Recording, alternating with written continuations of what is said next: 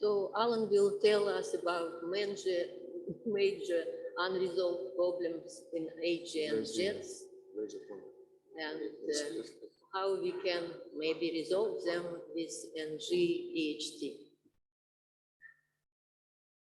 Thanks very much, and thank you all who are here for staying so late in the conference. Thank the organizers for inviting me to talk about my favorite scientific topic, which is jets. And actually the title was given to me by the SOC, and I like the pun of unresolved, because the issues that we have with jets are, the answer is unresolved at this point, and of course we're talking about getting better resolution on a regular basis with the ngEHT. Okay, and I want to say that these opinions that I express are my own. I think they're probably shared by a lot of people, but some of you may have different opinions that maybe can bring up during the questioning period. So here's my cartoon of active galactic nucleus, one that's radio bright and so has a very strong, very powerful relativistic jet. What we're currently able to resolve with VLBI at wavelengths of 3 millimeters and longer is the region right around where we see the so-called core, the bright spot at one end of the jet. We can, in some sources, barely resolve or slightly resolve the core. There's very few objects that we get very good resolution on the core. We get quite good resolution, though, on the region where we see these moving so-called blobs going down the jet that we describe as shocks or as turbulent regions or some other kind of description. There's a region, though, upstream where the jet must accelerate and collimate that we don't get such a good view at. There are a few sources where you can get some kind of view, but we'd like to be able to see this region in more objects, and especially in the high luminosity objects. So the ngEHT, depending on how far away the source is and how big it is, it should be able to resolve this region here between the black hole ergosphere region and this core that we see. So that's one of the main aims of the ngEHT for studying jets. Okay, to say what it looks like we'll be able to observe, we take our lessons from the longer wavelengths. This is from our Boston University program that's now called BEAMI, and I want to use this just to say what the images represent. The contours correspond to total intensity. The color coding corresponds to linear polarization, and the sticks here correspond to the electric vector position angle of polarization. So you can see that at 43 gigahertz, we don't resolve the core region. You can see a little bit of change in the polarization vectors, indicating that there is some substructure there. We go to another object. This is the object where I think we best resolve with 43 gigahertz, best resolve the core region, Markarian 501. And you can see in the core region that the polarization vectors really do trace out some kind of pattern. So you can see that there is quite a bit of substructure there that is ripe for getting a better view of with higher frequency VLBI that we can get with the ngEHT. And we've done that with some objects. 3C279, as published by Jae-Young Kim et al. We're able to resolve the core region, at least partially, with the Event Horizon Telescope. And surprisingly, we see that the core is elongated in a direction that's essentially perpendicular to the direction of the jet, which is a bit of a surprise. And we see some time variability, not a huge amount, but enough to show that, and the time variability isn't just in the image, it's you can see it in the UV data. And so you can see some fairly complex changes, some shifting of positions.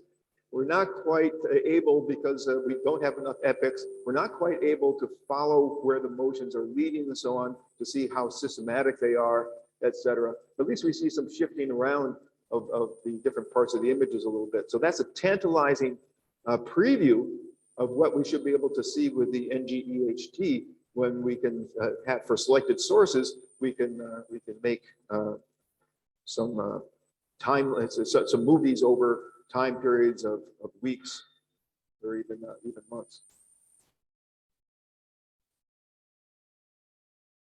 And if we could do that at multiple frequencies, for example, at 230 and 345 gigahertz, then you can get some idea of the opacity, the synchrotron self-absorption of these different regions, and to identify any regions that are particularly compact.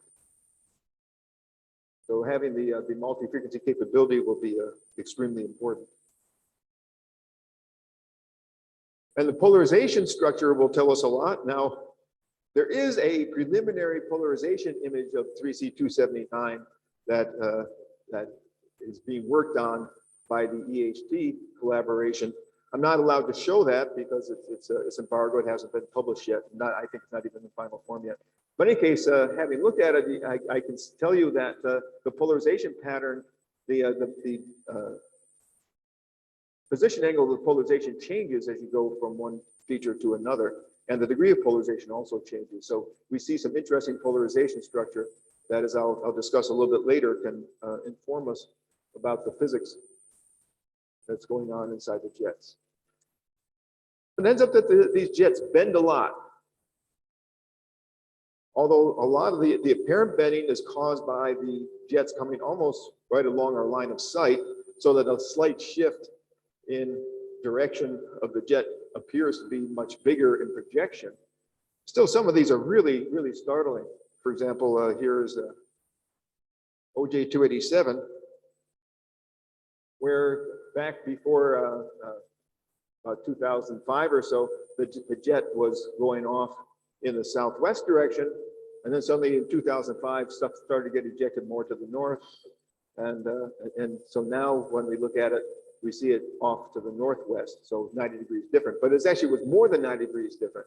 Now, in order to bend by that amount, by a large amount, the jet has to bend in the post-galaxy frame. It has to bend by at least the same angle as the angle of the line of sight. So if the angle of the line of sight is, say, 3 degrees, the jet has to bend by at least 3 degrees to appear to bend by tens of degrees as projected on the line of sight. So it means the jet really is bending, although it's not clear that that means that the flow is bending, or if there's a larger flow, a wider flow, and there's ribbons, filaments that are in that wider flow. And there's a fair amount of evidence for that point of view, that it's in fact filaments inside a wider flow that we're seeing.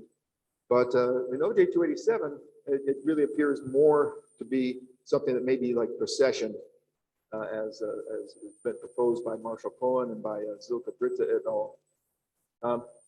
So what we'd like to see is this bending flow, or whatever is going on there. We'd like to see it very close to the base of the jet. And we can't do that with these higher, or the longer wavelength VLBI. We need something like the ngEHT in order to be able to see that.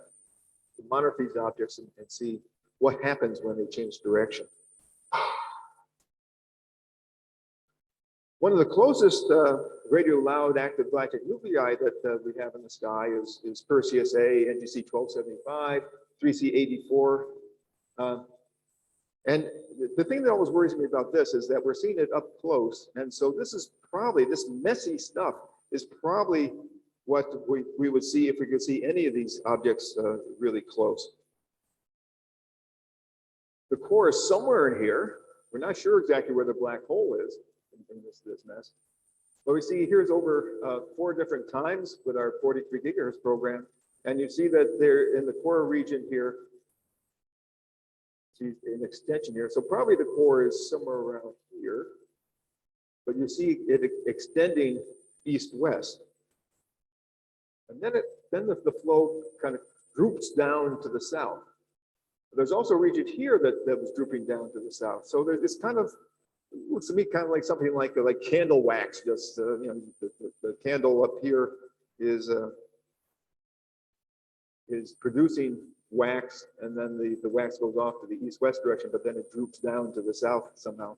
In any case, it's not the kind of clean shooting out from near the black hole in a straight line that we might think would happen when we can resolve these regions. So it'll be very interesting to see when we get the M87 images to have a high enough dynamic range in the intermediate scales, so that we can see how the jet connects to the black hole accretion disk region, and to see how that changes with time. But just by looking at 3C84, it looks like it's going to be fairly complex. And so we'll need to have the ngEHT so that we can make images over many times and make movies of this, this phenomenon.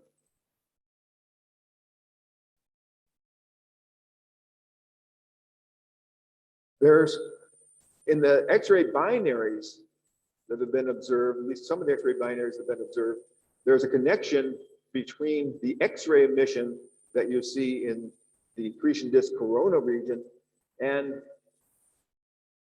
apparent superluminal blobs being shot down the jet. Here is one such example of an AGN that does a similar sort of thing. This is 3C120, radio galaxy.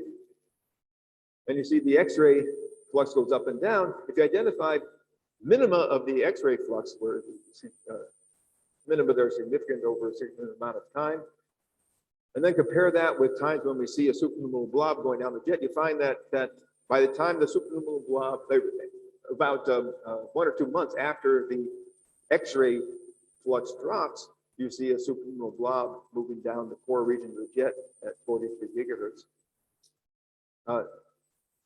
So that means that the X-rays can be used in this object. 3C111 is another radio galaxy that does this, and maybe also in 3C390.3, that if we can monitor the X-ray flux, we can tell when an event has occurred, and then we can start kind of follow the jet and see how the jet changes in the innermost part as the blob moves down the jet. So we can get a kind of a picture or a movie that will be turned on, the movie will be turned on when we see an X-ray drop, and that could be done with some X-ray all-sky monitors that are being proposed. Right now, all-sky monitors aren't really that sensitive to be able to detect the X-ray likers very well of objects with this kind of X-ray flux. But the next generation of X-ray all-sky monitors should be able to do that, and then to alert us that there's been an X-ray drop, and so we should look carefully at the jet of that object in order to see the blob moving down the jet. And what we want to see is the dynamics. We want to see acceleration for the blob to accelerate as it moves out from the black hole region to the downstream region. We want to see how the jet collimates. We also want to see if there are cross-jet gradients. So here you see, this is the published image from the EHT published by Janssen et al. Last year of Centaurus A compact jet. And you can see it looks like it has a edge brightened structure to it. What we'd also like to see, of course, is gradients in the velocity to see if the velocity is faster toward the center than it is toward the outer part. Then we expect that that jets may be unstable to kinks and other sorts of instabilities driven by Kelvin-Homo sensibilities and current-driven instabilities. And we'd like to see those things develop in the inner part of the jet. I don't know if this is going to show, because it depends on how much bandwidth is being used. But anyways, what we would really like to see, I don't think it's probably going to. So it will, so if anyone views this, views these slides later, because I think this they'll be posted, right? They'll be posted on the teamwork and thing. then they can watch it. Anyways, all these things, they're just simulations, just showing some kind of stuff here. They're simulations, simulated movies showing the kind of changes that we expect to see. Just let this go past this a little bit.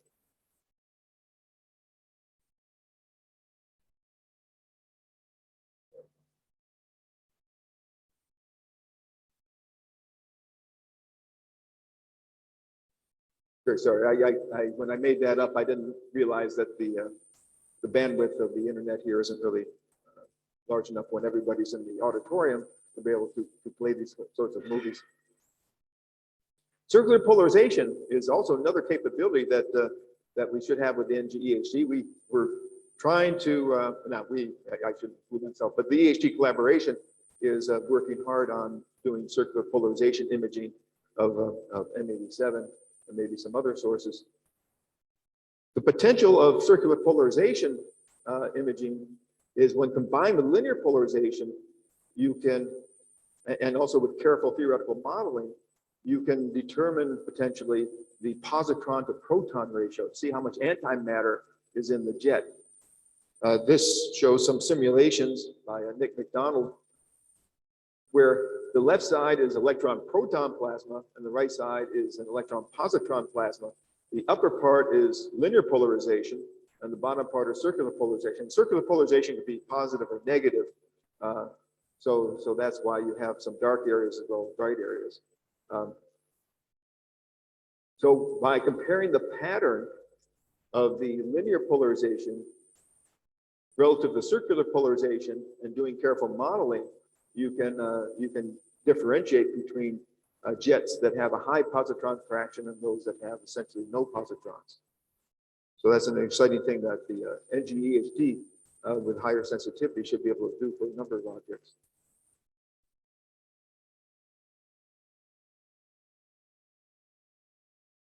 Okay, I know being covered by this top thing here, the title is.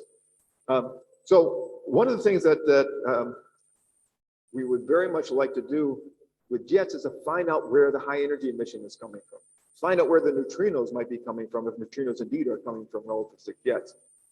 One of the ways to do that is to link different regions with light curves. And so if you have, for example, an X-ray light curve that goes up and down at the same time as a 1 millimeter light curve going up and down, you'd be pretty sure that the X-rays are coming from the same region as 1 millimeter. And if the polarization pattern that you see in the 1 millimeter image, if there's a region with the same polarization pattern as you see in the X-rays, then you can say, okay, that's where the X-rays have to be coming from. So you can do a bootstrapping method using both polarization and light curves in order to associate the high energy regions or maybe the neutrino regions, although neutrinos right now are detected only one at a time pretty much. So you can compare the data for the different messengers, so to speak, and the different wavelengths. You can compare them to determine where the high energy and the neutrino emission is coming from, at least potentially. This has been made more practical now that the X-ray polarization is starting to be measured. The Imaging X-ray Polarimetry Explorer, IXPE, is now observing lasers and other objects in linear polarization in the 2 to 8 keV X-ray energy region, and has been detecting at least some objects in polarization. And so we can compare the position angles of those of that X-ray emission. We compare with position angles that we see in the sub-millimeter images, or the millimeter images, and also the optical and infrared part of the spectrum.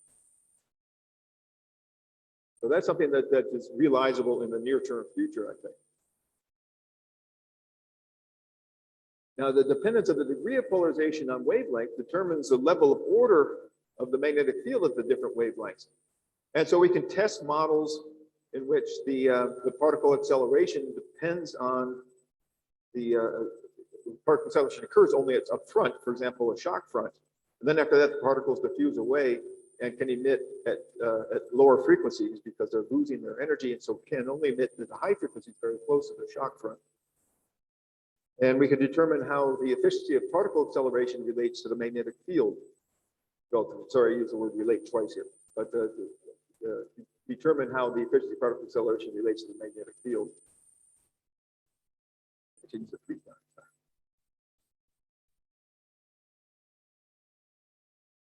Okay, in the innermost, and I'll get back to the particle acceleration in just a minute. I want to make a point here, though, that in the innermost part of the jet, if we can resolve this in some of the objects, the ones that have bigger jets and the ones that are closer. Oops. Hold on, laser pointer too long. Okay, thanks. Thanks. That's helpful.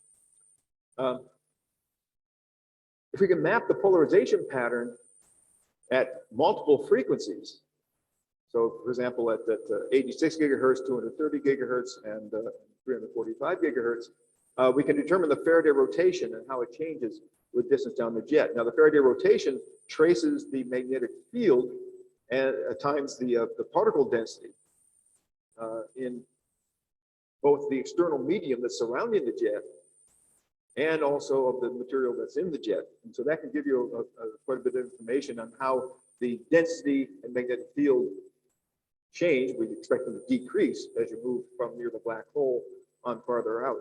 And so we're going to determine whether the medium that's helping to confine the jet, the external medium, whether that's some kind of wind, or maybe even some accretion flow, or something else that's going on, some kind of hydrostatic situation.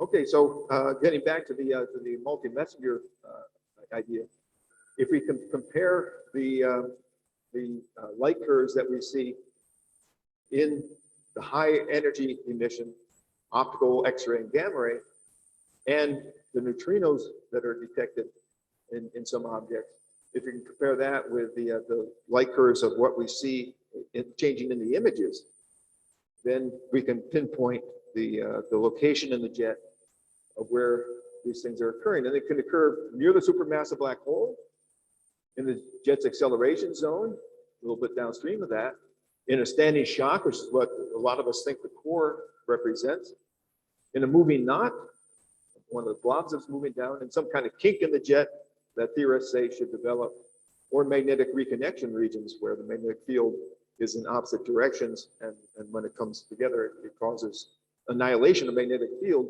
producing extra particle energies. So multi-wavelength monitoring along with ngEHT monitoring for selected sources where we think they're going to be able to give us good enough data is a way to go to be able to accomplish this goal. Okay, back to the particle acceleration I was discussing before. We'd like to see what conditions allow for the particle acceleration. So, for example, if you have a shock wave, then you can have particles get accelerated as the particles pass back and forth across the shock. And in that case, then you expect a frequency stratification, where the highest frequency emission occurs where the highest energy particles are, right where they're accelerated. And then as the particles advect away from the shock front, they lose energy and they can only radiate at somewhat lower frequencies. And so you have a smaller region, a thinner region for the highest energy particles and the highest energy emission. And then you have a larger region for the lower energy emission, lower frequency emission, and so on. And so we can tell from the comparing light curves and also from looking at the polarization, what's going on. Because the polarization, in the case of a shock wave, the magnetic field gets compressed parallel to the shock front, which then causes the polarization to be parallel to the jet.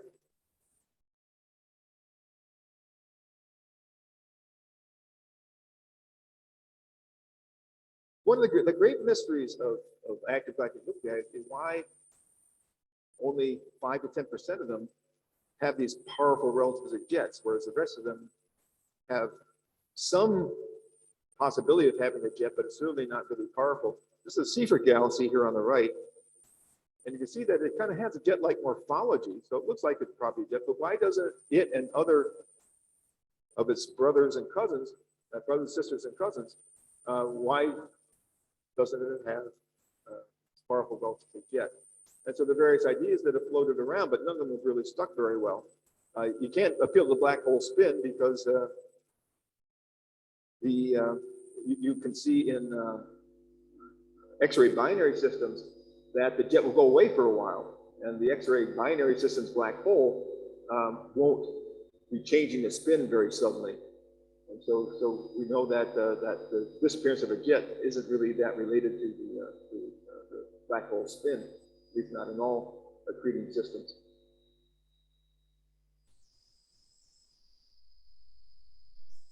So there's something else going on, and also there's some evidence, or there's some objects where they switch from being radio loud to radio quiet. And so that indicates that whatever's going on is going on close to the black hole. Whatever causes the radio power to be high is some phenomenon occurring near the black hole. So what the ngEHT, I hope we'll be able to do is to be able to observe at about 1 millimeter, where at least the radio quiet AGNs aren't quite as faint at 1 millimeter as they are at longer wavelengths. So if you get the sensitivity to measure their polarization at about a 1 millimeter wavelength, then we should be able to explore whether there's something going on with the magnetic field. One of the favored working hypotheses for why you have a difference between radio loud and radio quiet is it depends on how much the magnetic flux is accumulated around the black hole. And so that should give you then a different polarization pattern of the inner jet. Okay, so in conclusion, I say that the ngEHT, if it's constructed as we want it to be, will really be able to explore AGNs on the smallest scales and be able to resolve a lot of these outstanding problems that we have. Some of these will require close monitoring. And of course, you can only do close monitoring of a handful of selected objects. You can't monitor 300 objects daily or anything like that. So we have to be very careful about which objects we select in order to follow, in order to try to solve these problems. And so that's one of the tasks that we all have when writing these white papers. And as always, we can expect the data to identify new unexpected phenomena. I don't think that it's going to be similar to what we found for the EHT observation of M87 and the galactic center, where you figured from that you're going to see this black hole shadow, and then we go and look at it, and that's in fact what we saw. I think as we can see from 3C84 and some of these other objects, I think we're likely to see some very phenomena that are quite different from what we would have predicted. Thanks very much.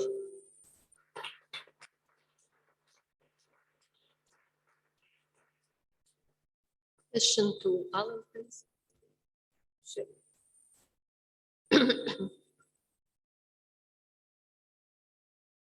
Alan, it's a very, very interesting talk. The ngEHT, I think, is going to be able to address many of these issues. And for the horizon scale stuff, we're going through a very careful process of simulation. So we're getting models, corrupting synthetic data, and really working all the algorithms that we have to try to extract all the time. It strikes me that we should be doing the same thing here. We should be taking really nice simulations of these jets out to tens, hundreds, thousands of gravitational radii where we'll probably get 79, 73, and 37. And asking ourselves, are we sampling the right frequencies? And what if the ngEHT is 60 gigahertz? And 230 gigahertz, and 345, and 370. Is there a suite of observations that would lock onto key or shock features, for example, in some systems? Is there a possibility of starting to incorporate some of these larger questions, analysis challenges that we're doing? Yeah, I mean, it's a good question that the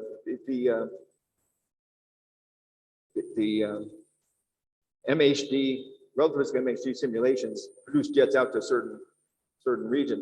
And then beyond that, I think the possibilities become a little bit less well constrained. And so one needs to then be able to connect this that goes out to say a few thousand gravitational radii, then connect that to things that go out to say a million gravitational radii or so, those regions. So I think that there's been a lot of progress made in that area. I don't know what the latest word is. I have to check with the MHD guys. But you're exactly right. One of the things that I'm worried about if you had frequencies too closely spaced is what's your dynamic range. Can you really say that there's differences? If if the frequencies are too close, you're not going to see much difference between the two, and it could just be kind of a bit of a noise. So you have to worry a little bit about that. So I think the frequencies need to be separated by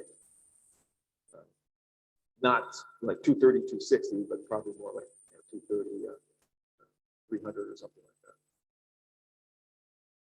that. Peter? Thank you. Wonderful talk that synthesizes so much.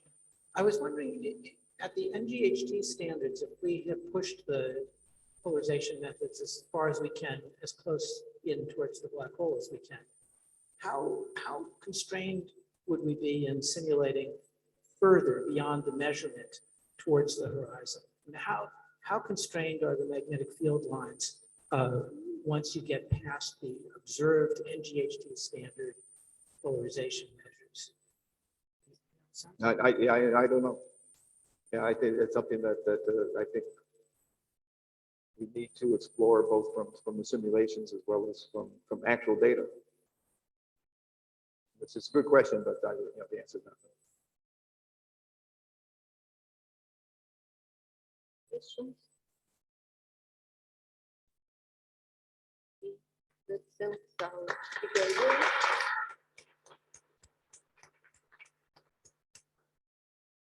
The next talk is by Wong, and it is about energy extraction from the black hole with the ngEHT.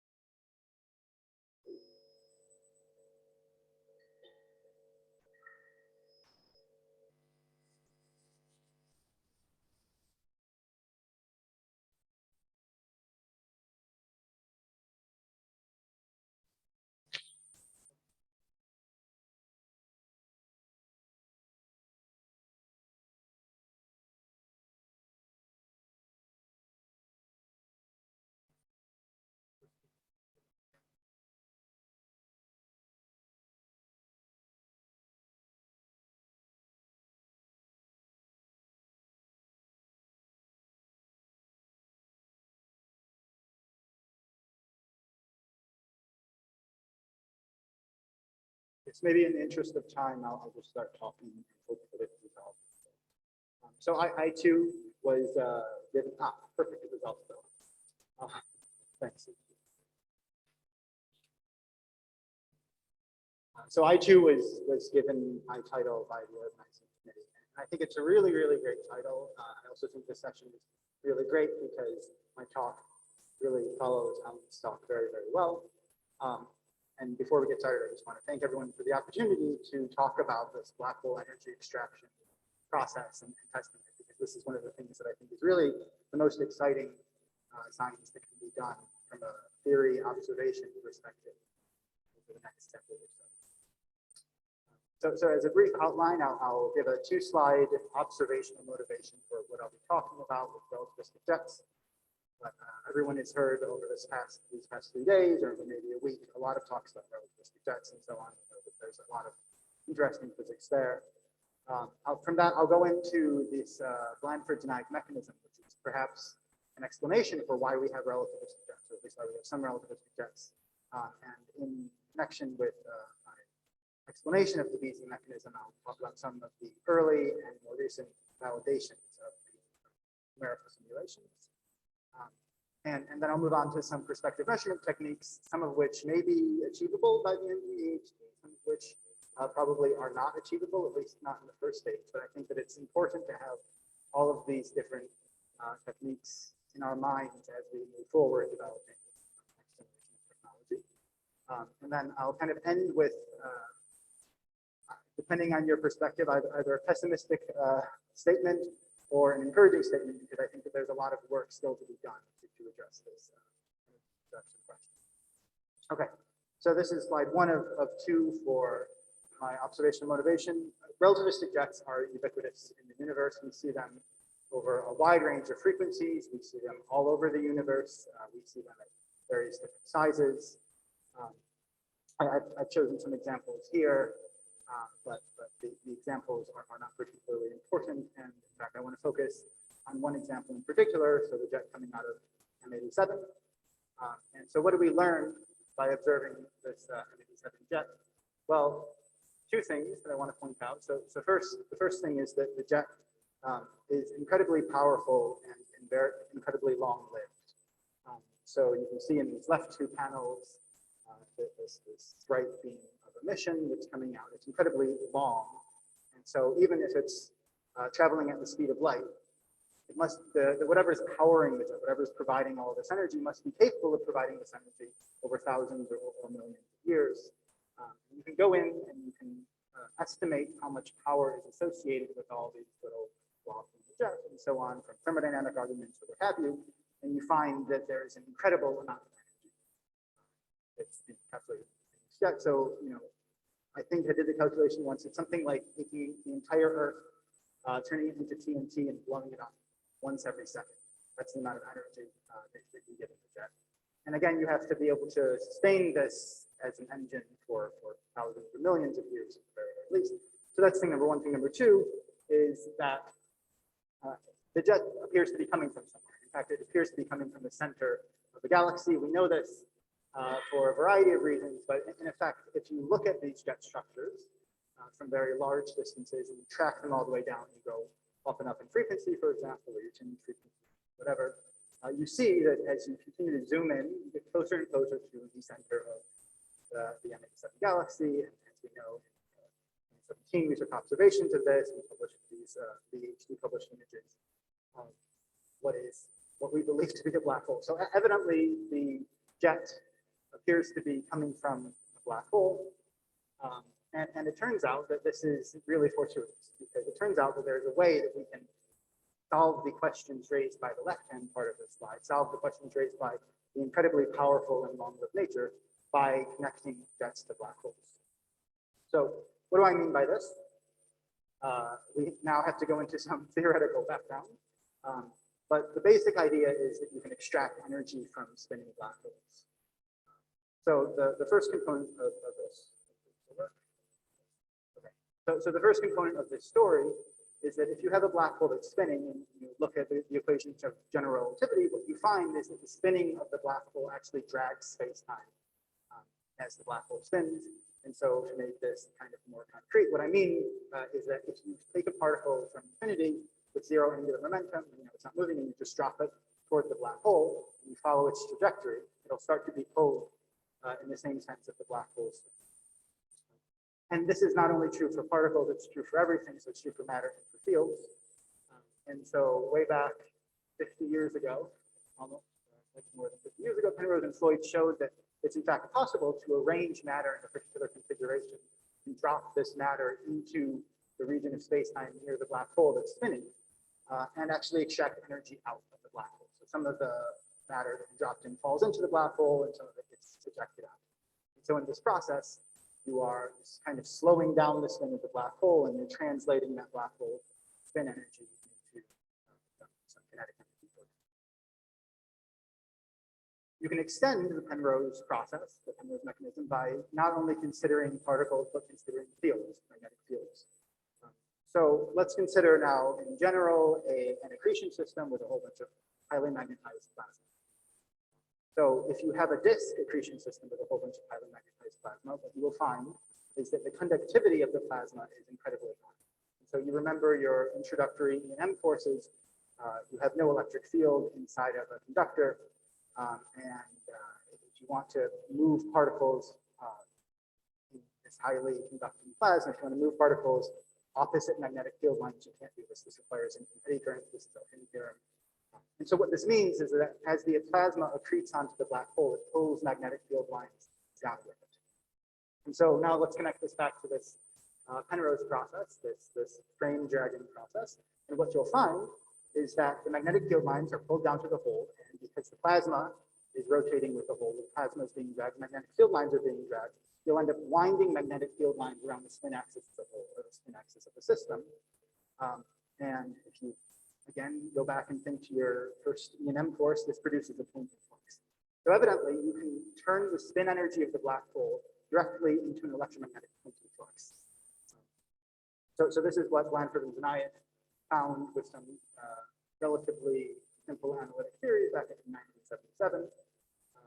Or I guess but in any case, theories in 1977, and if you compute the energy that you expect to get out of this process for a system like M87, you find that the amount of energy you get out of the BZ process is about equivalent to the energy that we infer for the jet. So this is a really, really great prediction. So if we want to find observational evidence of Blanford's Zanayev mechanism, what do we need? We need to find evidence of two things. First, the spin is a very important component because the spin is what's actually providing the power because it's effectively twisting the magnetic field lines. But we also need to track the magnetic field lines because the crucial part of this BZ mechanism is that the magnetic field lines are being pulled by the spin of the black hole, which means they need to be going, the magnetic field lines need to be going very, very close to the horizon. An alternative way that you could power jets in principle is you could have magnetic field lines that are being wound up, but then their foot points would be in the disk at large radius. So I want to make this point very, very clear. In order to find observational evidence of the BZ process, you need to actually be able to track magnetic field lines from the jet region down to the horizon scale. And this is hard. Okay. So anyway, this is a nice theory. Some people are happy to leave it at that, but of course you can push this further and perform numerical simulations. Okay, maybe our simple theory was too simple, maybe we're missing something. And so the simplest way that you can perform these numerical simulations is to write down a whole bunch of conservation laws for particle number, for stress energy. Evidently magnetic fields are important, so let's add Maxwell's equation, close the system with equation of states. You do all of this, you write this down, it forms a system of hyperbolic partial differential equations. You know how to solve these equations. You put partial differential equations into the first space-time, and you evolve some initial conditions. So you have to choose your initial condition. And I've documented some initial conditions here. So you can have a very simple case of spherical inflow. You can start with an equilibrium torus, you can start with stellar winds, or what have you. But at the end of the day, what you get out is a time series description of what matter is doing around the black hole. So some of the first calculations that were used to actually test BZ were performed in 2004. And so I'm showing you over here on the left, just kind of how the magnetic field structure evolves versus time. So you start with some initial condition. For example, you start with a torus with a whole bunch of wound up field lines. You evolve this with that system of partial differential equations, and you get some very, very complicated structure. The details of the structure don't really matter. What does matter, however, is you see that you have these nice ordered field lines up here in the jet region. You see that all of these field lines are not connecting through the disk at large radius, but they are in fact connecting all the way down to the black hole. To make this a bit more quantitative, what you can then do is you can measure, for example, the radial strength of the magnetic field on a sphere of constant radius. So I guess or you can measure the amount of energy that's coming out, electromagnetic energy flux, and compare these measurements to the analytic predictions of these. And it turns out that they match very well. So there was a statement made a few days ago by Heino that we really do think that we understand where jets are coming from, and we have a good theory, and I think that's certainly true. In all of our simulations, we see the BZ mechanism operate. We see that it produces. So let's talk a little bit more about initial conditions. Very quickly, the two initial conditions, or I guess the one initial condition parameter that I want to focus on here is the magnetization of the flow. So effectively, this is the question of how much energy is in the magnetic field, or how much pressure is in the magnetic field close to the horizon compared to the inward ram pressure of the fluid. And you've probably heard this before, but there are two kind of limiting cases. that are controlled by, or that are determined by, set by whether or not the magnetic field near the horizon has enough pressure to actually stop the inward band pressure. If that's true, then you have a magnetically arrested disk, a magnetically arrested flow, MAD, magnetically arrested disk. And if the magnetic pressure is not strong enough, then you have the same disk. But again, I want to point out that if you look at where these magnetic field lines are in these two flows, in both the same case and in the MAD case, magnetic field lines are going down and connecting to the horizon. They're not connecting to the large radius. So the BZ mechanism, this line for denied mechanism, will operate in both the same case and the MAD case. However, structurally, sane and MAD can look very different. We'll come back to this in a bit. So what you're looking at here is just plasma density in the midpoint of the simulation. What I want you to take away from this slide is just that you can have a nice ordered, steady, turbulent flow in the same case, or you can have these really, really chaotic flows with a whole bunch of bubbles. They will still produce lambda-denied mechanism. So if you want to find observational signatures of this, we have to find a way to kind of marginalize over this uncertainty of the plasma physics. But why did I focus on the MAD versus sane? Why did I focus on the magnetization parameter? Because if you have a MAD flow, it turns out we find that the amount of energy that you can extract from the black hole is more than the energy that's provided by the incoming accretion. So this is a very clear-cut signature of lambda-denied. If you can somehow measure exactly how much energy is coming out of the system very close to the hole and compare it to the amount of rest mass energy that's falling out of the black hole, if you find that the amount of energy coming out is greater than the amount of rest mass energy falling in, gravitational potential energy falling in, then it's clear that you must be extracting energy. Now, I don't know how to do this. I don't know how to measure the amount of energy flux coming out of maybe 5 RG away from the hole, but this would be a very good solution. Okay, so I'm back to this slide. And again, these are our two goals. We want to measure spin, we want to measure magnetic field, and we want to come up with observables that are incontrovertible, that are smoking guns, because if we want to make a claim that we have actually seen the BZ mechanism's operation, or maybe we didn't see the BZ mechanism's operation, we have to be sure that we're not just inferring this, we're inferring the structure of the mechanism. But this is a challenge, and it goes back to that slide that I showed of the MAD and sane accretion flows. When you vary the model parameters, when you vary the initial condition, when you vary the electron temperature, when you vary the magnetization, whatever, the adiabatic index of the fluid, you can get very, very different simulations. You can get very, very different observables. So you have to find some observables that are robust. Okay. And in the remaining part of my talk, I'm just going to talk very briefly about some things, some ways that I think we can make a robust measurement of spin, a robust measurement of frame rate, whatever. But this general question of how you find robust observables of BZ is still an open question. I think that people should be. So measuring spin, well, let's try and find some insights from general relativity. We said that the problem is that there are a whole bunch of different initial conditions, there's a whole bunch of different plasma physics that we don't necessarily understand, that there are a lot of uncertainties here. So can we find universal signatures in general relativity? Well, many of you have probably seen this exact animation before, but I want to show it again, just so that we can all be on the same page for what we're actually seeing when we look at an image of the black hole. So when we see this image of the black hole, and we're inside this, of course, a simulated image of the carbon solution, we see this thin ring, different rings have different widths, but in general, we see this relatively thin ring of bright emission surrounding a dark region, which we often associate with the shadow. And what this corresponds to is just the fact that when you look through an accretion disk, pretend that there's a camera very far below, and you're tracking all of the light rays that reach the camera very far below, you're asking where those light rays came from.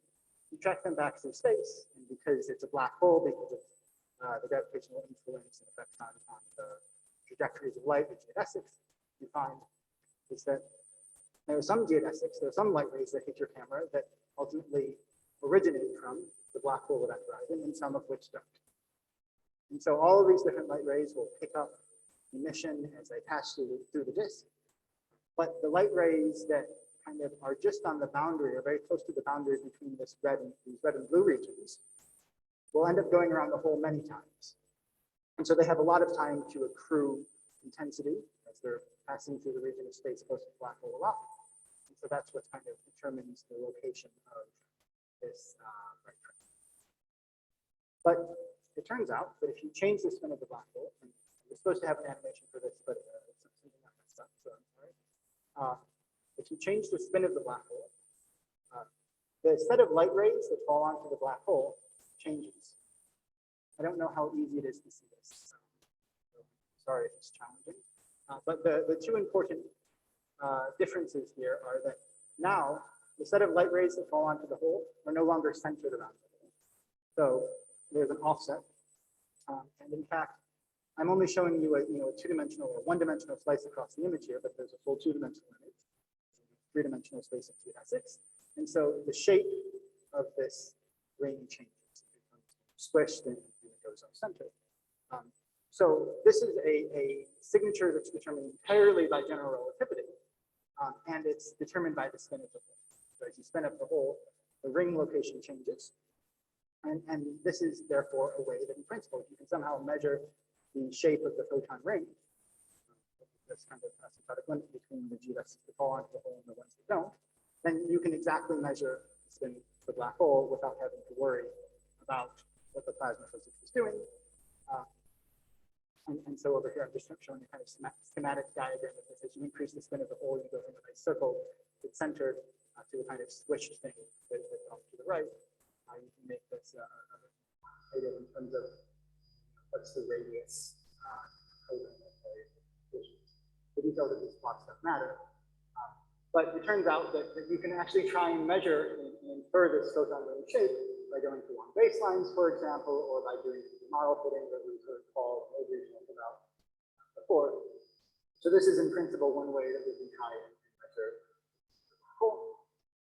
Another one that I'm particularly a fan of is by measuring the time domain signatures that are produced as a result of the fact that light can be bent around them. So imagine that you have a flash of light near the hole, near the shock, or whatever plasma physics process you want. And you track where all the photons that are produced in this flash of light, where they go. So some of the photons may be bent around the hole once and go directly to the camera, but other ones that are emitted slightly at a different angle may go around the hole a full time and go to the camera.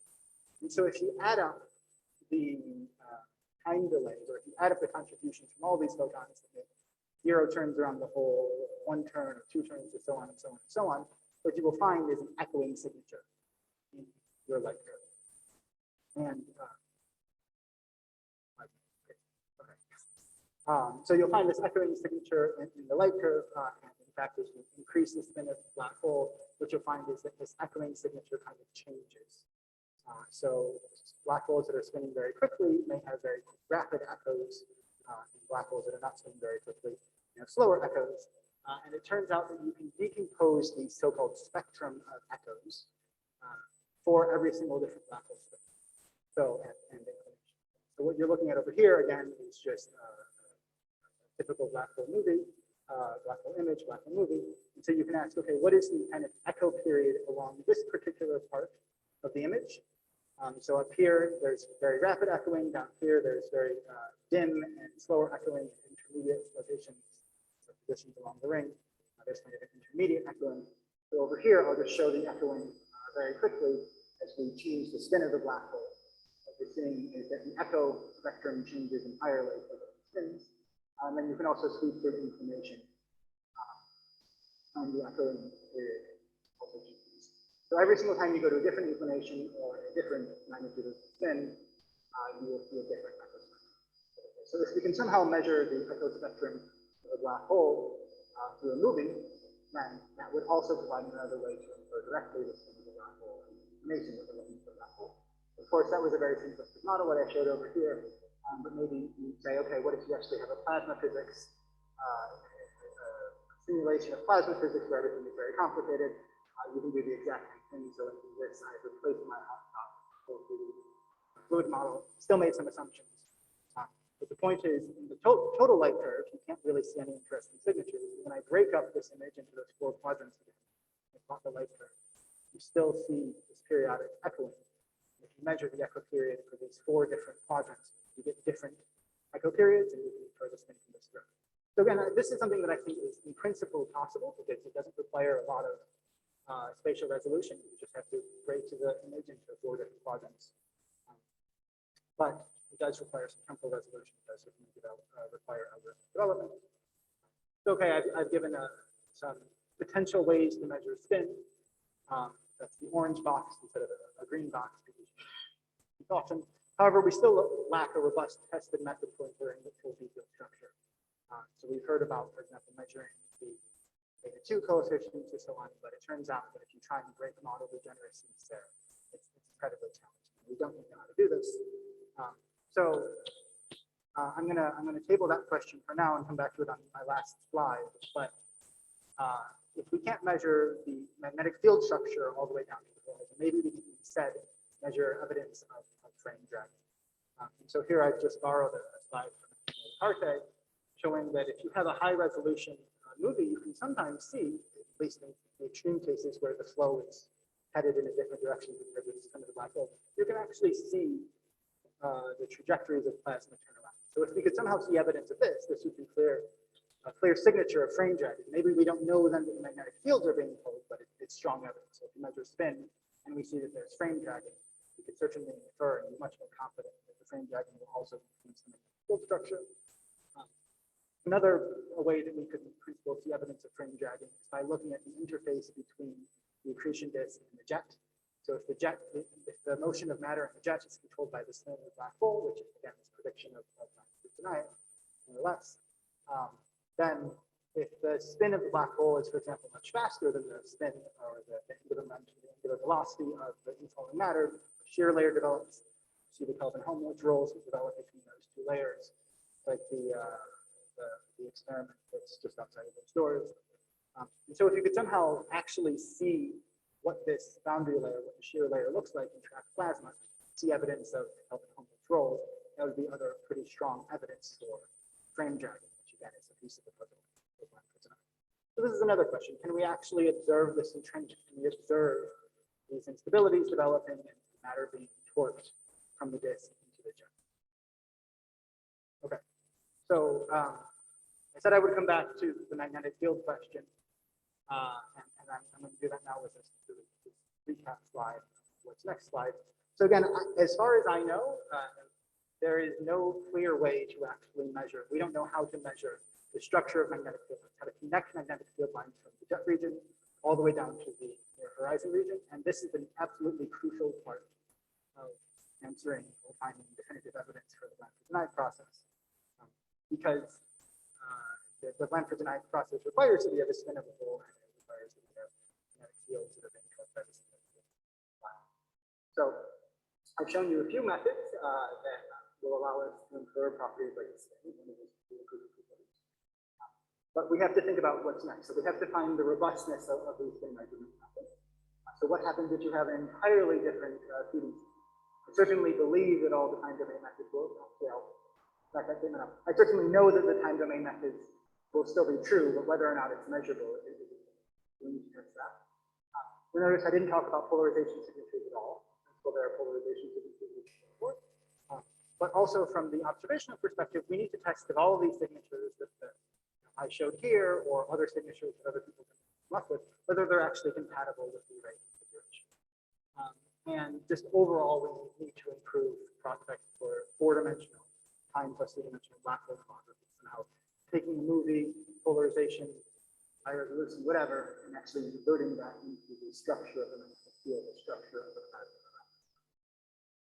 And I will then end on a kind of happy note that I think that these are really, really challenging questions, but I think that we are a pretty good group to address them. So I'm looking forward to the future.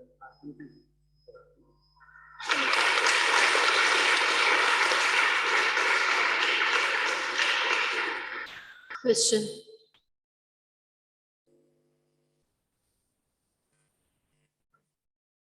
There is a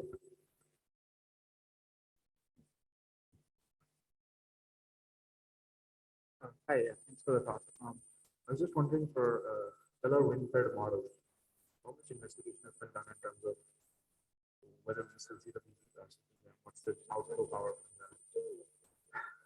You're asking me a quantitative question. It's not fair. So you do see outflows in them, but I mean, as far as I'm aware, I believe that 4 stellar wind-fed models have been run ever. I think that there needs to be much more study.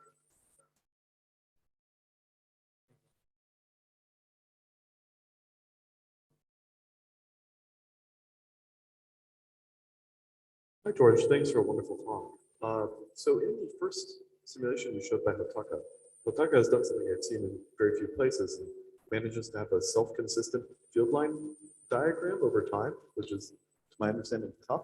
Yes. But I was wondering, so there's this prediction that in VZ you have a relation between the field line rotation rate and the black hole rotation rate. And in that movie, it looked like the rotation rate of the field lines was fairly constant as you go out along the jet.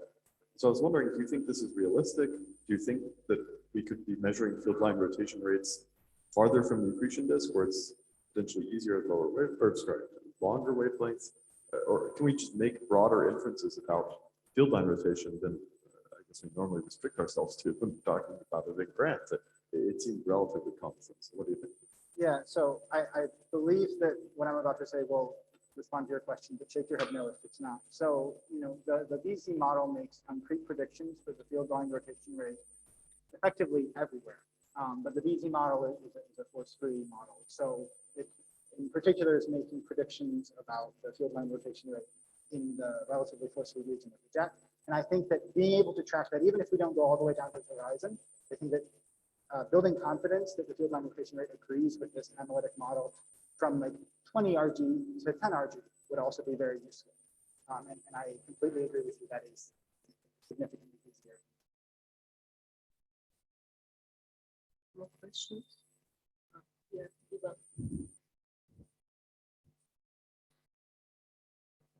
So yeah, regarding these light echoes, so wouldn't it also depend on where exactly this feature is being produced relative to the photon sphere? Yeah. Because for instance, you have these gravity results that would be locating that infrared feature that were detected quite far from the photon sphere, right? About the factor 2. Right. So wouldn't it smear out the effect?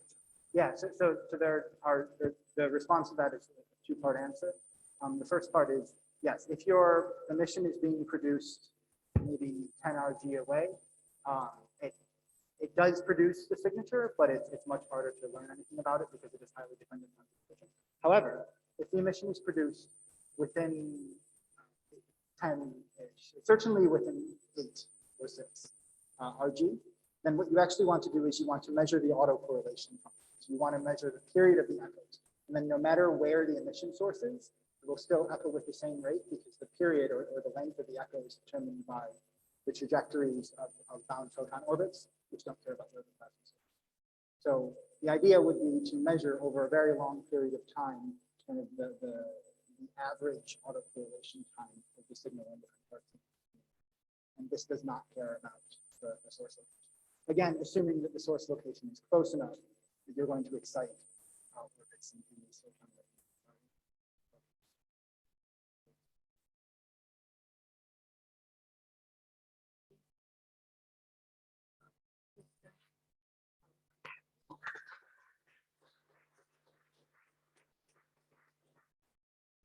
The next talk it is from Visibilities to Gravity by Avery Broderick.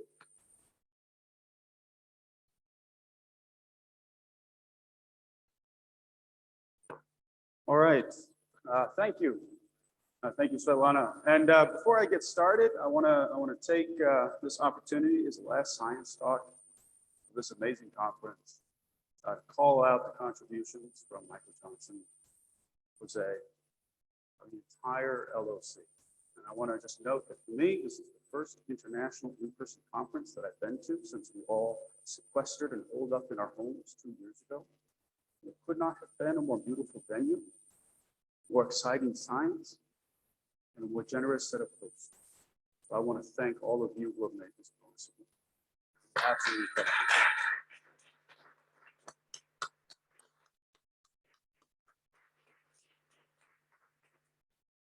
Okay, so on to the science. I want to say something about, it's a little light in this room, how we go from this image back towards the black hole. Right? This image has this predominant feature, this shadow, which is an indelible marker of gravity at the black hole. And that's led to a wide variety of statements. You know, some statements saying that we have made one of the most precise tests, most powerful tests of general relativity in history. And there's a whole slew of papers that say we've done no such thing. We're essentially insensitive to gravity. The truth, I think, is somewhere in between. I would like to take a little time to try to figure out how to suss out how does gravity imprint itself in this image? And how might we take this image and make a statement about measurements of gravity instead of just imprints? Now, this is work that I've been doing with a number of other people, Boris Georgiev, Yana Salehi, Paul Tita. Yana has a poster. I encourage people to go see it. I'll advertise that again. Okay, so ways in which we talk about trying to make tests of general relativity or tests of gravity. Many of them begin with spin. We just heard George talk a little bit about different ways to measure spin. I have a non-exclusive, non-incomplete, certainly, list of ways to do that, going from measuring photon ring sizes, okay, looking at dynamic features, looking at the shapes of shadows. We heard from Frank Eisenhower about S-star precession. That's something that may be possible in the near future. All the way to the astrophysical modeling, okay, which normally when you talk about this stuff to relativists, their eyes just start to roll. But all of these are different ways, probing different elements of the space-time that give you a measure of spin. And not only is each one potentially a consistency check, but across them, we have something more. We have a consiliency check. We can demonstrate that general relativity makes predictions across a wide variety of different phenomena, that Kerr is the right picture. Okay, so that's certainly something I want to acknowledge as a possibility. If we want to look beyond just testing the consistency of general relativity, if we want to actually actively look for deviations, there have really been two camps. There's the parametrized ignorance camp, where you add things to your black hole. We have a number of parametrized beyond GR metrics, okay, starting with things that add bumps to Kerr, all the way down to the Rizzoli-Zhdanko metric, which is an expansion, right? So there's a Hansen and Hansen-Saltis metrics, and the Rizzoli-Zhdanko metrics are supposed to be very general, very flexible extensions that allow you to measure something about the underlying metric. Then we have this other class of explicit alternatives, where you posit a theory. So, in some sense, this is quite safe. You're not actually saying what you believe. You're saying that there's potentially a class of things that you might look for. Here, this is trying to be Einstein. You say, this is the right theory. Here are my predictions. Where this is somewhat diffuse, this is very sharp. Where this is perhaps conservative, this is very optimistic, because most of us aren't Einstein. No. So you make your tests of your theory, and most of those have not worked out. I want to suggest something different. I want to propose a non-parametric, non-perturbative characterization of near-horizon tests. I want to lay down a framework in which all these tests can be compared, and I think we might be able to do that. It's a proposal. It's not a demonstration. I will explain why that is in a little bit. I'm going to make a number of assumptions when I do this. The first is I'm going to assume that the shadow can be measured. Okay, so that sounds obvious. Yes, we see the dark shadow. When we talk about the shadow here, we're really talking about that critical curve that bounds the shadow. How big is it? People talk about what shape it is. Of course, it's very difficult to detect the absence of photons. You really see the bright parts. That's a complication. I'm going to put that away to the very end. I'm going to imagine it can measure. The second thing is I'm going to assume all the photons move on geodesics in a metric theory of gravity. Okay, I think a lot of people are going to grant me this one, but it's an assumption.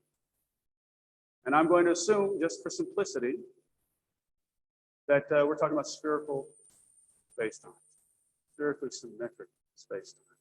I'm going to restrict myself to that class, and then we're going to see what we can say and how. And I'm going to show you that even with these sorts of restrictions, the story is not simple. Even with these restrictions, we still have this conflict between most precise, and nothing at all. Okay, so here is my class of metrics. Okay, I've not parametrized it. I'm going to allow you arbitrary functions n and v. They correspond to the time and radius component of the metric. And I'm going to cast it in the gauge where r is my aerial radius. And I use the G word. I don't want to have to use it again. As soon as you say I'm using aerial radius, and as soon as you say that these are asymptotically flat, you set almost all of your gauge freedoms. And in fact, you can show, and this is shown, for example, in Soltis 2020, that the photon orbit can be written just as n and its first derivative with respect to radius evaluated at the photon orbit. This is an algebraic equation to solve. And then the shadow radius is the radius divided by n at the photon orbit, or just inserting this equation, 1 over n prime, 1 over the derivative of n with respect to radius evaluated at the photon orbit. Okay, so parents with children of a certain age might recognize 3 easy steps. I have to say, whenever Agent Oso got on the screen and started singing his little song about 3 easy steps to kids about how to tie your shoes and make peanut butter sandwiches, I always say, it's like, yeah, it's easy when you make everything into big steps. But no, this is 3 easy steps. Okay, we have you choose what n you want, you solve for your photon orbit, you compute your shadow size, and you're off to the races. Just for illustration, in general relativity, n squared is 1 minus 2m over r, right? Standard Schwarzschild factor. And b squared is just 1. So the proposal is to take these relationships, these equations, and just turn them back into definitions. Our observables are the photon orbit and the shadow size. Shadow size is, of course, an observable we observe. Photon orbit's an observable we could in principle observe. We could send an undergraduate to the black hole, and they could lay out a tape measure around the black hole and measure the circumference of the photon orbit. That would give them, divided by 2 pi, the photon orbit radius in aerial coordinates. Okay, so there's a good observable. And then on the gravity side, we have the n's. Really just a measure of the time component of the metric and its derivative at the photon orbit. And the relationship between these is algebra. You can write it down simply, not merely in closed form. And what's nice about it is it's non-perturbative. R and R gamma give us exactly, so shadow size of photon orbit gives us exactly this n and n prime. There's no approximation involved. It's non-parametric. These are measurements. Okay, we're not assuming some classic model. There's no parameters that we're trying to constrain. They're actually measured. So we're turning the measurement of the shadow image into a measurement of the space-time direction.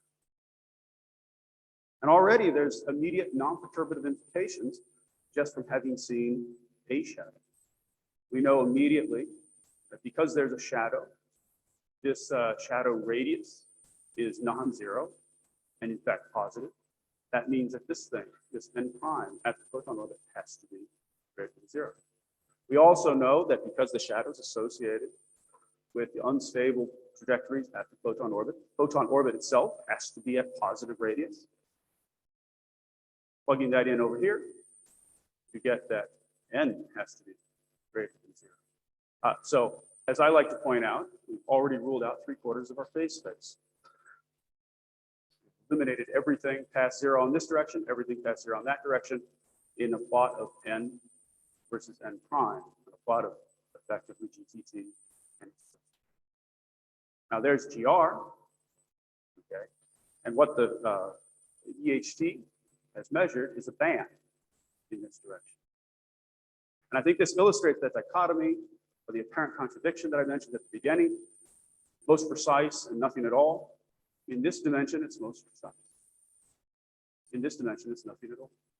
And what I like about this parametrization, or this characterization, I should say, it's non-parametric characterization of ngEHT observations, of horizon scale imaging observation, is that it clearly delineates what did we learn and what have we yet to learn. Okay, so let's try to bring that down to something that looks maybe more familiar. let's just look at that time component of the metric. Here is a particular choice for n squared. I've added a perturbation. The dominant component of this perturbation, many of you will recognize as a second post-Newtonian term. It goes as 2 over, or some parameter, 2 kappa 2 over r cubed. R squared. Okay, it turns out that this has, we set kappa 0, the photon orbit's at 3m, the shadow is at square root 27, just over 5m. But more so, for any value of kappa, this is true. Because we've chosen this perturbation, we've chosen this additional term to vanish at 3m. So, and its first derivative and even its second derivative vanishes at 3m. So that means that n and n prime and even n double prime are going to be the same as the GR values at 3m. And we know that the GR values satisfy those relationships between the photon orbit and the shadow. And so that's the photon orbit and the shadow for this metric for all values of kappa 2. So here's what it looks like when we set kappa 2 to 0.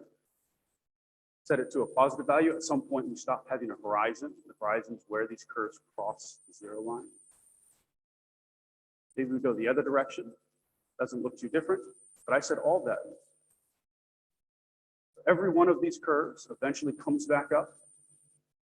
Will come back up far, far before the S stars. And they're all consistent with exactly the same shadow size as a Schwarzschild black hole. So shadow sizes do not exclude even large deviations from general relativity. That was this horizontal axis. But of course, does not mean that we don't have a precise measurement. We have a precise measurement of that first derivative. And this leads to some confusion sometimes, I think, when we try to cast this in terms of these parametrized metric deviations. Here's an example specifically where we just have the standard 2pn term. You do your 3 easy steps. And what you see is the reason why you're going to get strong constraints on whatever parameterization you put in is because these curves will pass through this allowed band, this precise region, in a finite region, in a finite area. And so you might say that from here to here, okay, this little box here is the allowed space from the shadow size detection. Maybe if you're a little bit more complete, you might go all the way from here to here. You might cover all the places that it crosses the observation band, right? But you wouldn't say it was infinite, right? So this can be misleading if you thought that what you were doing with this is just characterizing a generic perturbation. It's not generic enough. I do want to draw a sharp contrast between that and testing a physical theory of gravity. If you thought, and there are people who think the Reiser-Nordstrom metric is an appropriate metric for reality. There's no electromagnetic charges that will do it, but you can imagine a dark charge of some sort. Then you have made a statement, a strong prior, sharp theoretical expectation that this is your true metric. And you are going to constrain the parameters of your metric. And that's shown here by this line. If we continued it down, Q would have to become imaginary. I don't know anyone who can use that yet. Okay, so this line, again, you're going to have a sharp range, but that range is reflective of your sharp prior based upon your physical expectation. Okay, so this paper by Shep, for example, that goes through many different alternative theories of gravity and assesses the consequences for their additional parameters, is really just looking with this strong prior, physically motivated, at how large those charges can be. And that's a clear, I think, and explicit physical test. Okay, so what about other theories of gravity? Or, I'm sorry, other tests of gravity, other ways to go about trying to put things on that plot? Well, some of them, as exciting as they are, and we should pursue them, turn out to be degenerate with the shadow size test. Okay, so things that depend upon the dynamics of material at the photon orbit. It turns out that the period observed at infinity of things moving around in the photon orbit goes as the shadow size to -3 halves. The shadow size to 3 halves. The angular velocity is -. Okay, So that's the same as measuring the shadow size of some level, at least in spherical symmetry. Similarly, gravitational wave ring down. You might think that's a very different kind of probe. They're very different physics. No, that's also essentially degenerate with measuring the shadow size, because you're looking at massless fields flying around near the photon orbit, so it's not terribly surprising. So these are in many ways, I'm not going to say fully, but in many ways degenerate with just measuring that shadow size and putting that constraint on n prime. An exciting non-degenerate example, and one that is very familiar to astronomers, is redshift. If you had one measurement of a redshift of something near the photon orbit, Sag star, you'd measure n. That would be orthogonal. That's, of course, very difficult. It's hard to imagine that there's a lot of not fully ionized things floating around near the horizon at 10 to the 11 Kelvin. I don't really know how we would do that. But I would note that 10 to the 11 Kelvin is enough to start exciting gamma ray lines. So I think we need a gamma ray spectrometer. People do think about that. I thought that was a clever idea 10 years ago. Turns out there was a white paper from like 30 years ago saying we need to do this. So I look forward to people doing that. But if we had some sort of redshift, that would allow us to constrain that other dimension. And then, of course, you can imagine moving beyond just TTT and its first derivative. We can have a whole sequence of derivatives from phenomena near the photon orbit. A natural example is measuring that Lyapunov exponent associated with the different radii of higher order photon rings. I'm not going to say much about that except to say, see Kiana Salehi's poster. It's right out there. It's a very nice poster. And she goes through how you constrain the second derivative term and double prime over d squared. That makes some sense because you're looking at dynamics of things not at the photon ring anymore, but nearby. So you have a delta R you have to worry about, so you get something that has GRR. Okay, but in this sense, you can imagine that we're making measurements, explicit measurements, of something like a Taylor series of metric coefficients. So looking forward, for ngEHT, we started developing a Fisher matrix forecast tool where we can put in models and we can ask how those models, how parameters for those models will be constrained with different observations. Here's an early application of that, where we take a ring plus image model, what we call hybrid imaging. For those of you who are around during the EHT section, you've heard Britt talk about applying hybrid imaging.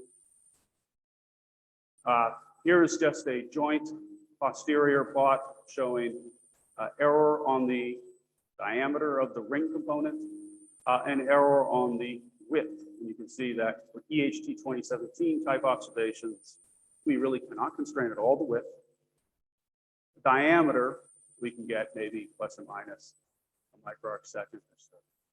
Okay? But that is going to get incredibly better. We applied the same tool. We've tried this. It works. Okay? And it works about this well. If we apply the same tool to ngEHT, simulated observations, this looks like that. Now I'm just going to go back and forth. I want you to look at the axis. Okay, because the blob is always the same size. Minus 2 to 2, minus 50 to 50, minus 0.1 to 1.1, minus 1 to 1. Okay. It's shrunk dramatically.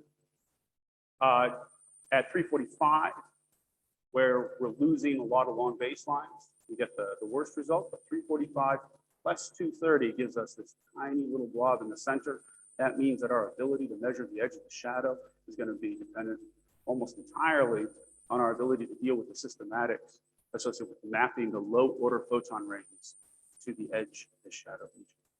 And we think we can do that to about 0.2 microarc seconds. Okay, that's the distribution from GRMHD simulations between where the ring is and where the edge of the shadow is. That's the distribution of the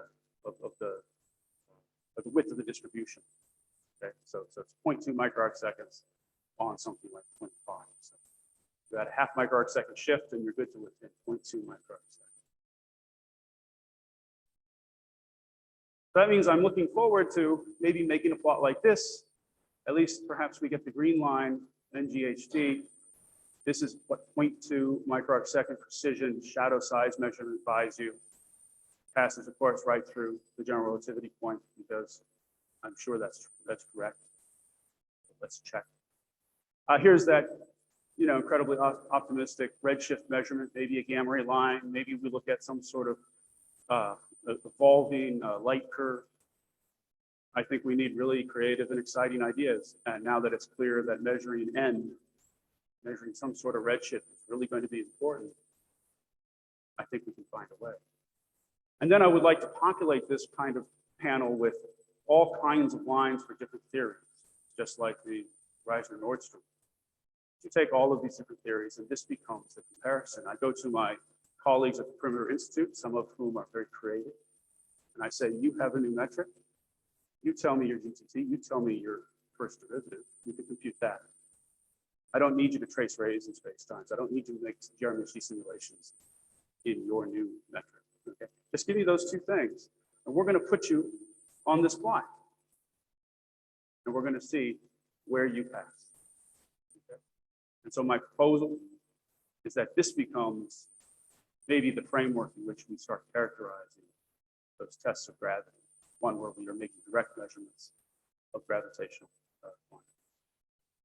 So in summary, shadow size is very constraining, but large deviations are possible and we have to be careful how we report them. Sometimes tight parameter limits can be an apparent consequence of how we limit the class of deviations, what kind of priors we apply. I've made my proposal. It works incredibly well for fully symmetric spacetimes, non-perturbative, non-parametric, easy to compute for arbitrary cases. And we've already begun to try to think about how to extend it to many observables, some of whom are degenerate, as I said, some are not degenerate, and some allow us to push out to higher order derivatives, higher terms of expansion.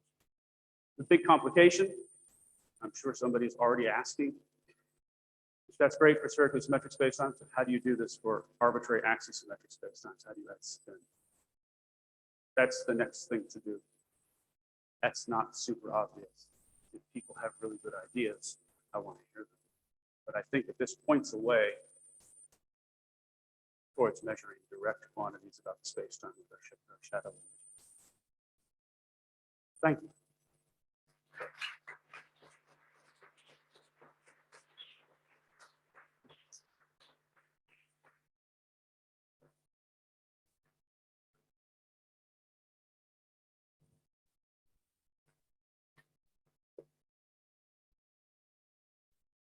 So one of the things, thanks, I thought this was really good.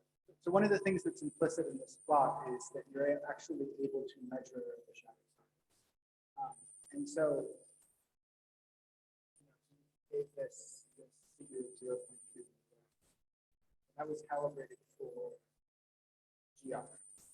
So how do we build confidence that you modify your metric, this modifies your trajectories, this modifies the temperature profile,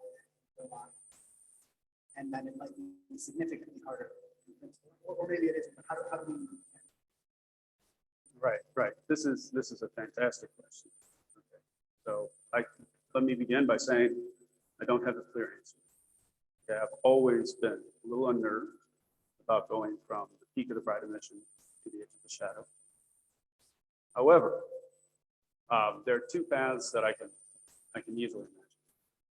So the first is, as we improve the resolution of the images we have, as we improve the signal to noise in the image, the dynamic range in the image, we will gain confidence. As we repeat, we gain confidence that we think we understand the morphology of the image, and it's at least it's secondary.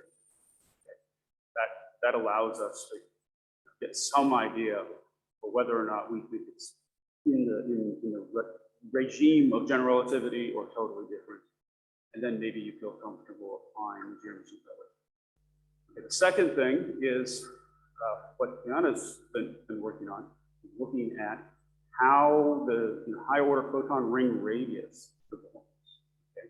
And that's all governed by the evolution of very near photon orbits. These are very close to the photon orbit. You know all about, of course, and how fast it diverged. And so she has a formalism that demonstrates that how they are marching inward depends upon n double prime. Okay, so it might be that we actually plot a cube. I don't know how to make pictures of last century type person. Maybe somebody will come up with this. But we'll have a cube n prime and double prime. The n double prime will encode exactly this additional uncertainty.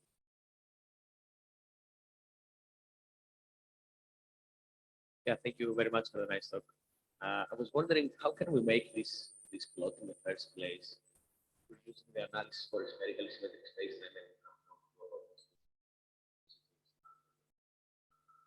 Well, so you're asking this question. You'll believe it when we do spin. I'm asking how we made this plot taking into consideration spherical symmetric space-time for the measurements such as star or M87. Yeah, okay. We don't know the space. Yeah, so, okay, how do I put it in ngEHT or EHT line when we don't know spherical symmetric? So I put it on there assuming that they are spin zero. Okay, actually what I need to know is, I assume it's spherically symmetric and I need to know the fractional uncertainty on the shadow side. But you're absolutely right that this could change.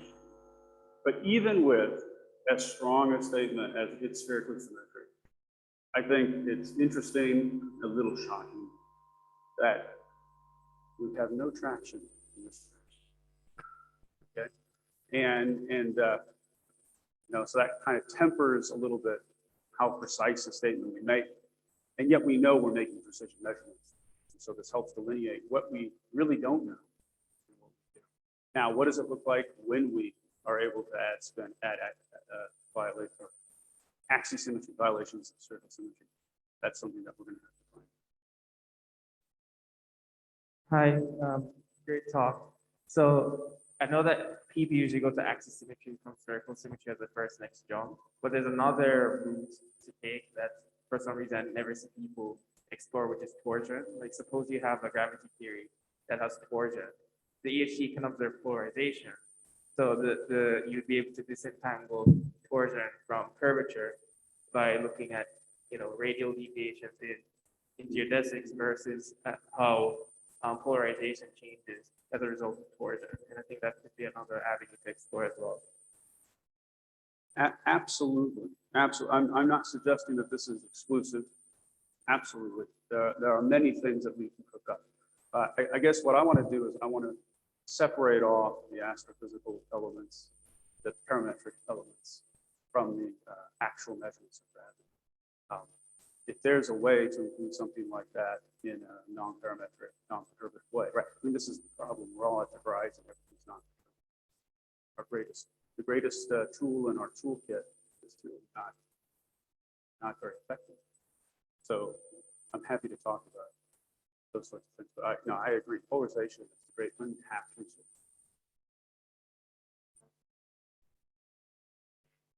Right. So my question regarding the last point on extension to arbitrary axis symmetry. To me, rather than quite obvious because any stationary and axis symmetric spacetime, so instead of starting with a metric, you assert that your spacetime has less than 2 million. So by definition, it means that this space is not. And there are actually ways in literature since the professional that you have to write most general stationary. But then you don't have to worry about radial parameterization. So I think that would be a reasonable solution. In fact, for M87, I would settle for an arbitrary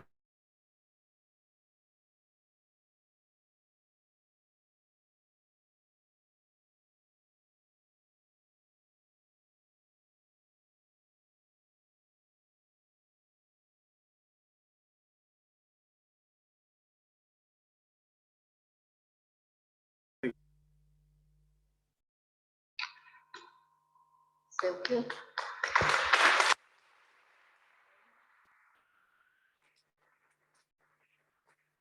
Thank you. Let's thank all speakers of this session.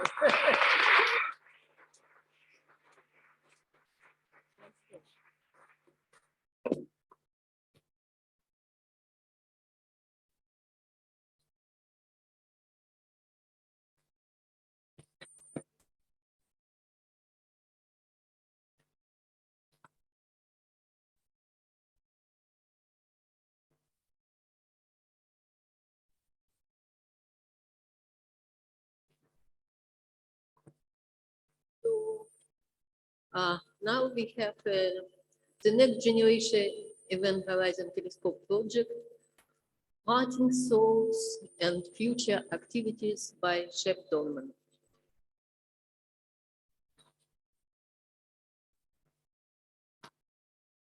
No, this is, I was just asked, how many hours am I going to speak for? So mercifully, it's just going to be a few slides here to send us on our way, and then I think Jose is going to make a few remarks afterwards, right? Perfect. So I'm going to give a few parting thoughts and outline some future activities. And I want to echo something that Avery said, of course, that it's been wonderful to get together. It's been a long, dark time when we have not been able to come together. And seeing everyone face to face, having sidebar discussions over coffee has been invaluable. And it's an exciting project, but it's all about getting together. So I just want to run through a few things that caught my eye during this time together. The threshold science that we've now codified in the science traceability matrix is forming, coming together. I'm not going to go through these in great detail, just that we now are focusing on detecting photon rings shown here, the distance of event horizon. So here I'm looking at supermassive black hole spin. These are all within reach. Now, with several techniques and different kinds of observations, and with new instrumentation that's already being prototyped. Black holes in a cosmic context, the threshold here is to do spins and mass across cosmic time to the extent possible. And it's very intriguing that now we can start thinking about new targets.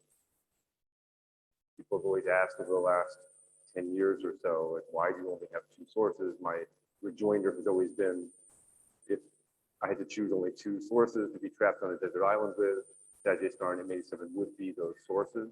But now we can start to think a little bit more broadly about detecting some new ones. On black hole accretion, we're going to get movies that will tell us about the dynamics of accretion, electron heating and acceleration, through these jets. There it goes. And jet launching will be extracting energy from spinning black holes, understanding the mechanisms for that, and jet collimation and accretion. So the future is extremely bright. There's a whole new range of science that we can do with the ngEHT.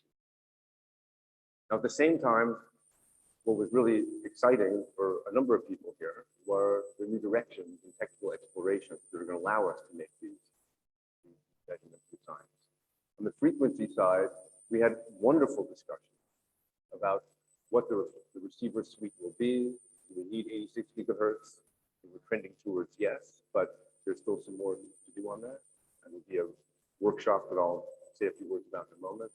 And then there's the idea of whether we can be flexible or not. This is the question that I asked Marscher just a few minutes ago. Should we think broadly about tuning the ngEHT across multiple wavelengths, multiple frequencies, build out our UV coverage, but also allow us some real traction and the spectral evolution of these.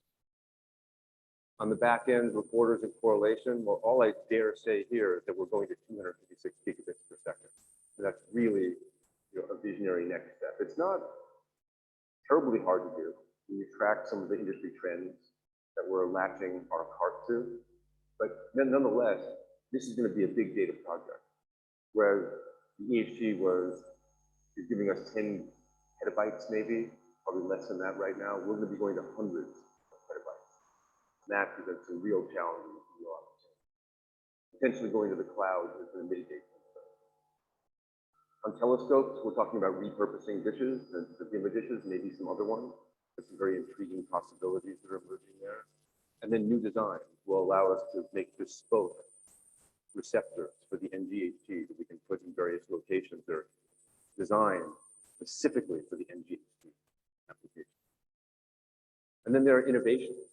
We had wonderful discussions about phase transfer.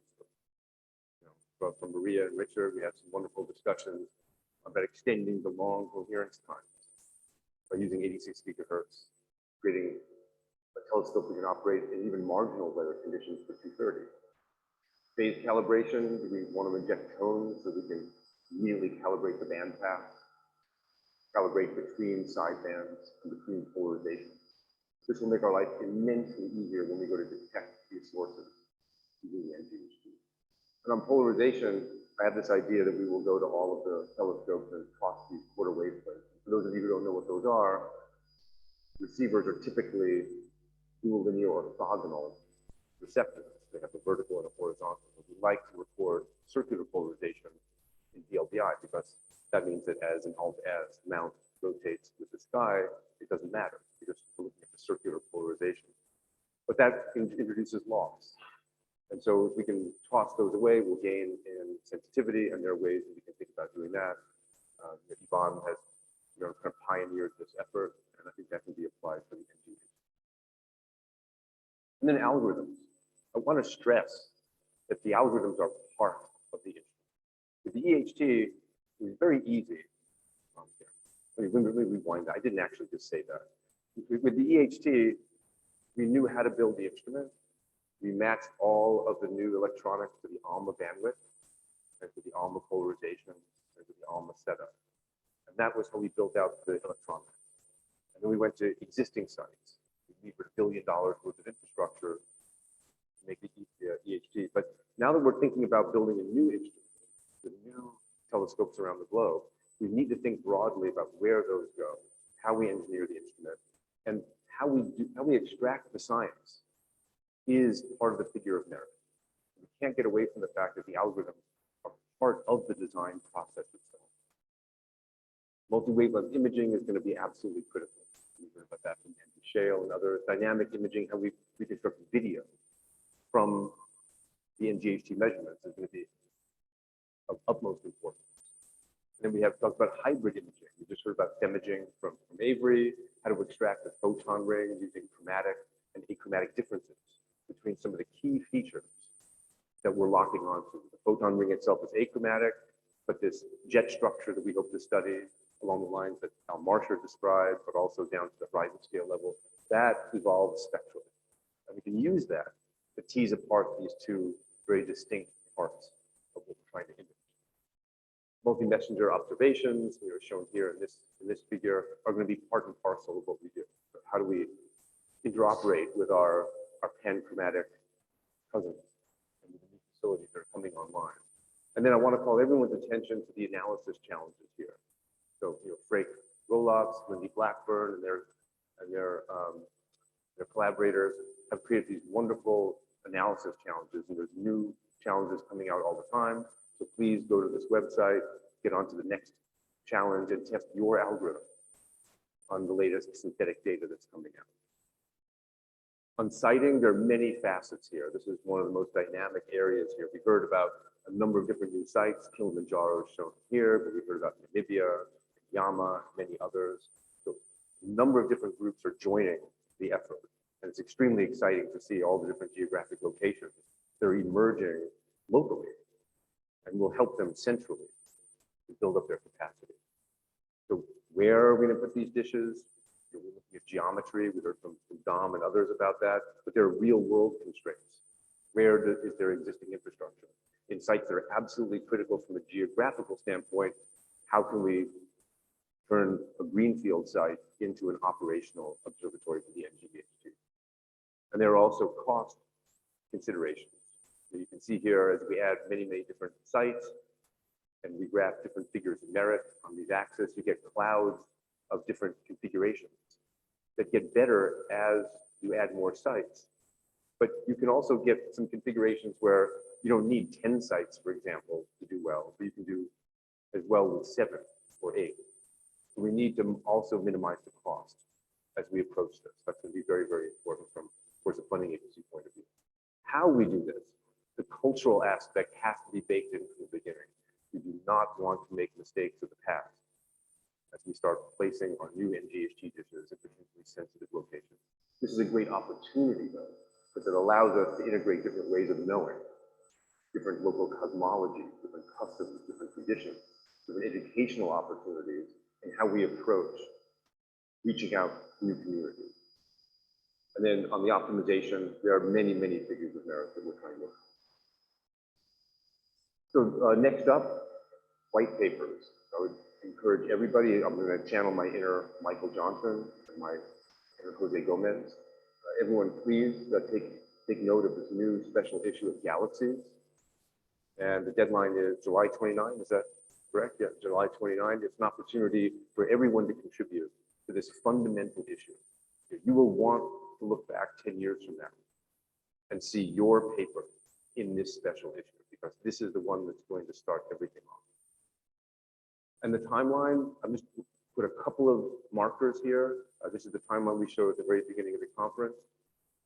There's a conceptual design review in late 2022 that will be informed by these white papers. So please get them in, and please participate at all levels in the community and in our thought process as we get to that point. And then of note, there's an 86 GHz workshop. Please talk to Dom Esche or Sarah Esaun about that. And that's going to be held in BHI August 22, 26. Let us know if you're interested. And last, we're growing. I mean, this is quite a group, and many people couldn't even make it here. We meet on Zoom, but thankfully we're meeting for the first time together, and it's been a really wonderful opportunity.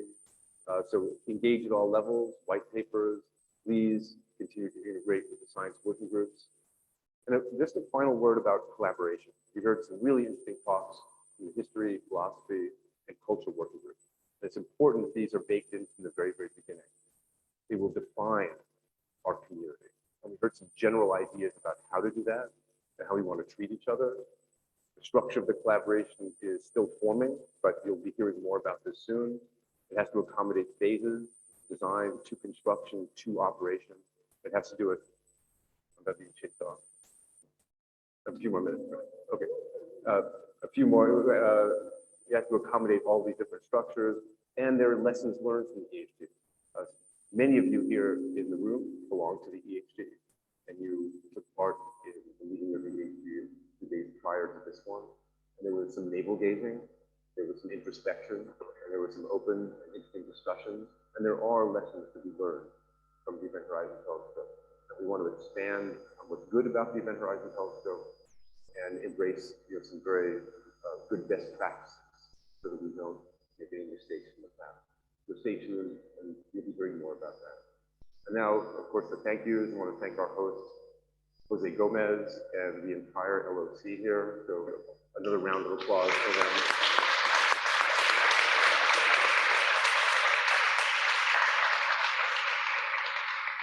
So it turns out that I became a vegetarian a year ago. Spain is a very hard place to be vegetarian. It turns out that jamón is really more of a seasoning than it is a protein.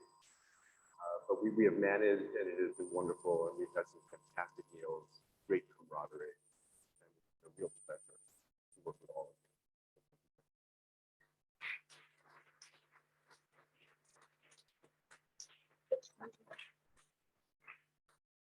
Oh, Questions to Shep? I think that was it. Happy to answer any questions. Yeah. Somebody have questions?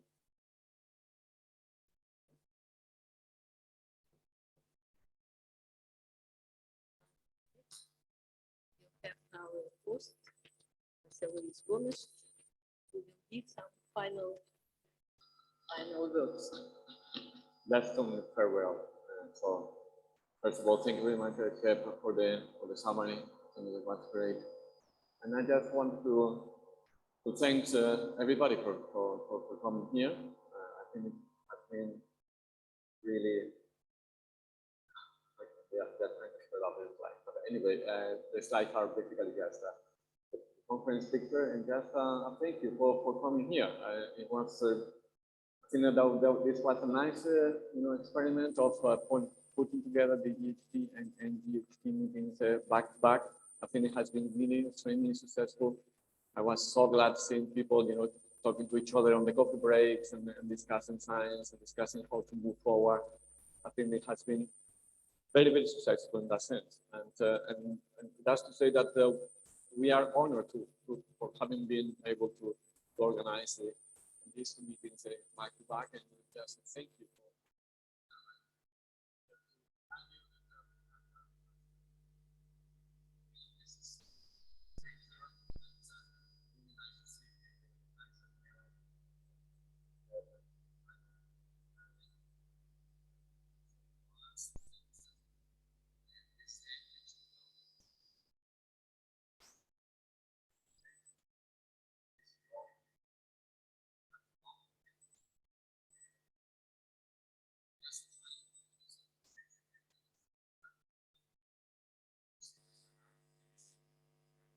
week, 7 days.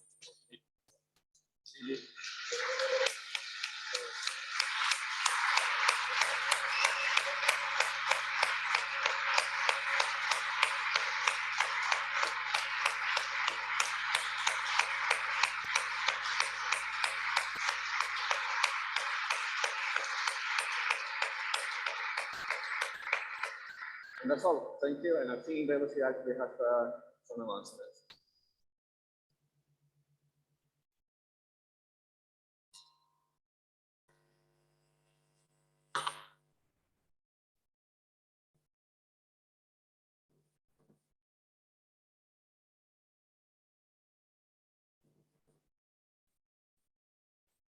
Just a very good announcement for the last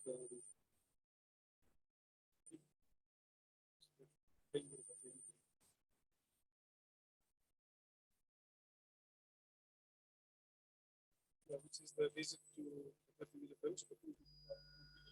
Tomorrow. So, the weather at the moment seems, the weather prediction seems quite good, from 3 to 12 degrees. We will have around 10 to 12 degrees up there tomorrow, so bring the pretty exactly. And the meeting point, your review is just in front of the venue, in particular sensors. We start at 9 and we'll be back around 2:30 maximum, so please be punctual. It's recommended to bring some water, sunglasses, cap, and sunblock, although it is going to be cool. We'll have the direct sun up there, especially with no clouds tomorrow. And comfortable clothes and closed clothes. And thank you very much. See you all tomorrow. And there is also excellent. Yeah, and very final thing. So okay, that's work. Please remind that with this name tag, you have free access to the park. Now that you are free, you can maybe visit this. There are several interesting expositions, except only for the biodome. So you can go anywhere in the park and visit the exposition with this. Thank you so much. Bye.